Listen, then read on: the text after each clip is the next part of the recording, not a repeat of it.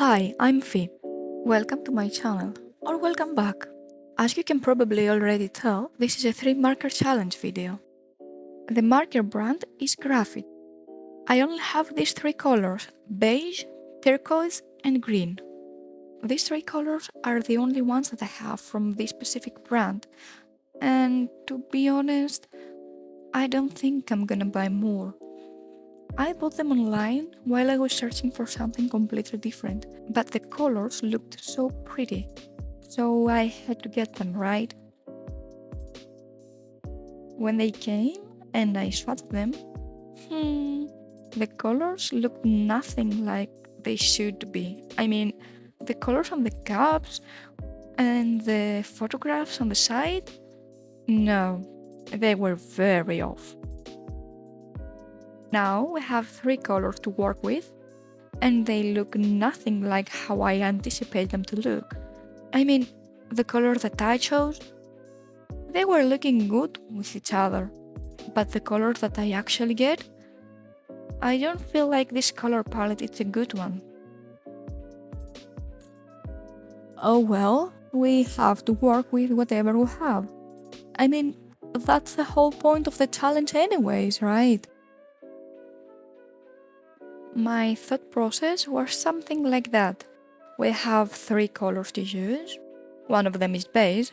Oh well, that's an easy one, beige for skin. And then there were 2. I don't want to be mean, but I kinda hate this shade of green, so let's use this one as little as possible. I'm gonna use it for minor details only, like accessories and stuff like that. And then there was one. I used turquoise as her hair color, as her clothing color, and for the facial features. I used it for the eyebrows, for the color of the lips, and as for the eyes, I used a combination of turquoise and green, and I also added some color pencils. I guess that's the right time to say that I kinda cheated a little bit. I mean, yeah, of course I used the 3 colors that I supposed to, but first of all, I also used the white of the paper to my advantage. One of the 2 shirts she's wearing is white, and I didn't fully colored her hair. I left some parts white to make the hair look shiny. Additionally, I used color pencils. I wanted to refine my drawing a little bit, and color pencils really help with that one. I used fine liners as well to make the final liner. I wasn't intending to when I started drawing this, but after I put down all the colors, it felt kinda off, like something was missing. It is a challenge and you are supposed to follow the rules. On the other hand, it is also art, and the whole point was to have fun and create. I am not that good at art yet, and I knew for a fact that if I'm gonna use only those 3 markers and nothing else, I'm not gonna be able to create some art that I'm gonna be happy with. So yeah, I cheated, but I'm okay with it. I spent the whole evening drawing, and that's a good thing, right? I also used a color palette that, if it wasn't for the challenge, I would never choose myself. Additionally, I created a new character. A character that, if it wasn't for this challenge, it may never came to life. Even if it's not my best work ever, I kinda make that color palette work, and in my book, this challenge was a successful one. I stepped out of my comfort zone, and that's always a win, no matter how good or bad the result is.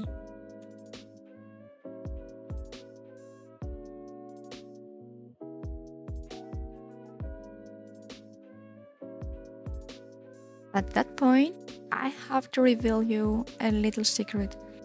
That's not the first time I'm trying this 3-marker challenge with those specific colors. I tried to do this challenge for the first time when I first got the markers, and I wasn't very pleased with the result. I also created a short video about this that I'm not very proud of. First time around, the main point of my disappointment was the anatomy of the character. This time around, I'm way more pleased with the anatomy. I can still improve, but the difference is huge. I'm gonna put the first attempt of drawing this character at the end of the video to see them side by side and be able to compare them. I promise this is way better. But let me know what your opinion is about my improvement. I kinda like the character a lot. I already have a little of her backstory down. Well, in my mind, but still. Fun fact, she is a dancer, and she loves the color green. Not that specific hue though, she loves pastel greens. For sure I'm gonna redesign her sometime soon, I hope. I'm gonna remove this very ugly green and replace it with a pastel green instead. I can't wait to make a full body drawing of her, as well as designing a few cool outfits. An outfit for her dancing class, and some casual, everyday clothes. They have to be comfortable, because she really dances a lot, like everywhere she goes.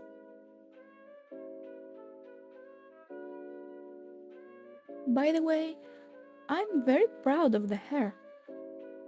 On the other side though, I dislike that choker so freaking much. Why? Why it has to be that way? It was very cute in my mind, and it turned out to be a monstrosity. Maybe I have to go back and try to fix it sometime in the future. Well, maybe. Or I'm just gonna leave it for the redesign.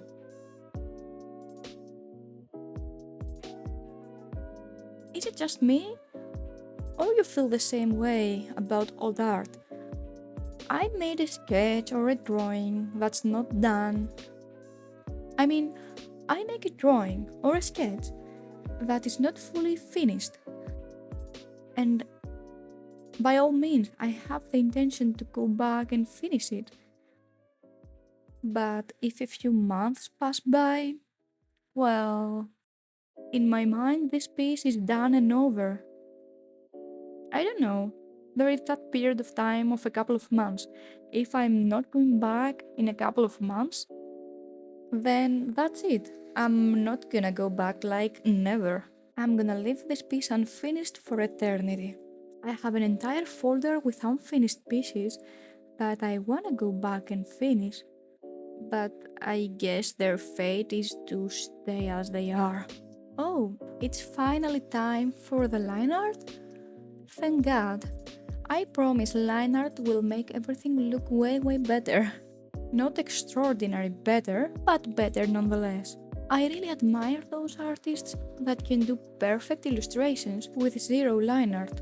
How they do that? I hope one day I can be just like them.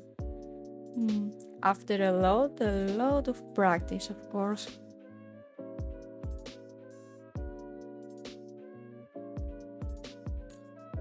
For the time being, line art is my lifesaver. Every time I made an absolutely mess, liners are here to save the day. On another note, this video was a pain to make. I started recording this on January, if you can believe that. I also started editing this a few days after the recording. And then all the problems started to appear. First of all, my phone that I'm using to record decided to blur every 3 or 4 seconds. And at that point, I had an hour and a half of footage to edit. And I had to cut the video every 4 seconds. Imagine that for a while. I was ready to give up so many times. But then I thought, it's your second video, it's gonna be bad whatever you do. Just make it done and put it out there, and don't bother to rewatch it ever again. After a lot of effort, I finished the editing part, and here comes the voiceover. I start to make my first voiceover, and I got sick, like really sick.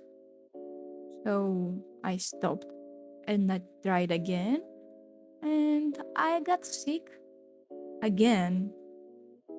So here we are, April 17th, and I'm still trying to make this video work. I don't even care if it's gonna be good or bad at that point. I just want it done.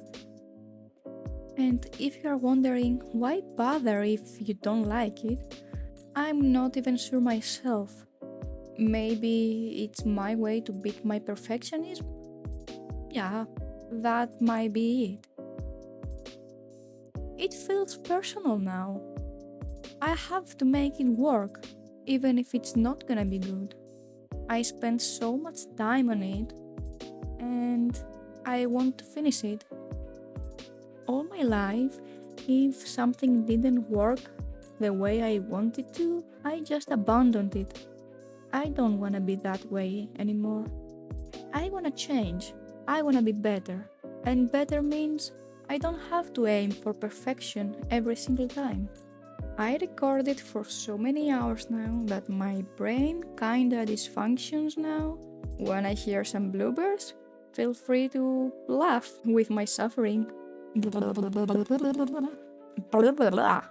That's all for today. I can finally upload this. Thank you for watching.